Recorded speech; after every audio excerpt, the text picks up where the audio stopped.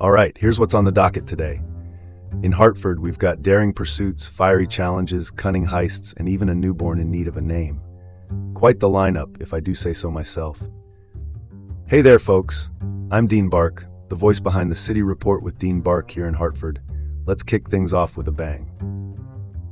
Okay, first up, high-speed thrills, or maybe spills in Waterbury, where a high-speed chase ended with a stolen car smashing into a police cruiser and then a building.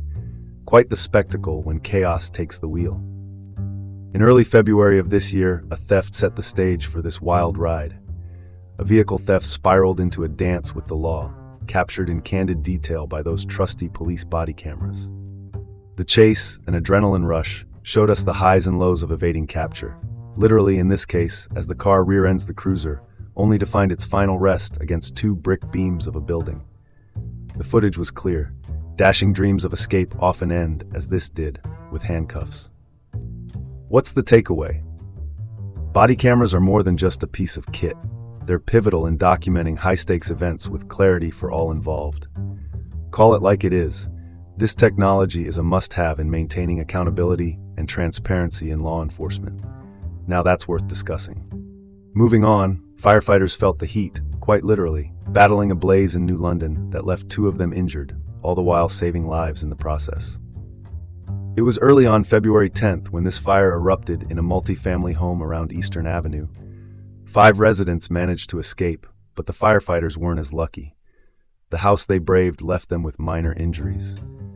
Quite a reminder of the risks they take, so we can sleep safely. Now they started from the inside, cutting through flames, only to be forced out when a floor dramatically gave way beneath them, switching to a defensive stance. Here's the latest scoop. Mutual aid arrived, a show of hands from nearby departments that drove home the essence of cooperative strategy and its life-preserving prowess. Quite the operation of teamwork and tenacity. All right, next topic, a bit of a heist drama in Woodbury. And no, it's not another Ocean's movie, but a replay of reality as a convenience store was burglarized twice in 1 week. The incidents unraveled first on February 2nd, right before dawn, and again late on February 8 to 9. The second strike saw a suspect rendering the shop's glass window to pieces, swiping cash and an older model iPhone. State police are on it, urging folks with tips to step forward. Looks like someone forgot the memo on securing the premises after the first hit. Security gaps, or just brazen familiarity by the culprits. Either way, it's a headache for community safety. Let's cut to the chase. Bolstered preventive strategies are essential, not just for business safety, but for the community ambiance. Nobody likes an open invitation for crime. And now for something completely different. UConn's women's basketball team is feeling the sting of competition, dropping to number 7 after their upset against Tennessee. This game wasn't just a score, it was a statement. The Providence matchup on February 9th was no easy feat, and it shows in the shakeup of rankings. The implications ring loudly. For the team, it's more than a number. It affects team spirit, media narratives, futures of player careers, and of course, their game strategies going forward. Here's something to chew on. This setback is a chance to regroup, push forward, and craft their season's comeback story. Call it sports drama at its finest. Shifting gears now, let's end on a lighter note.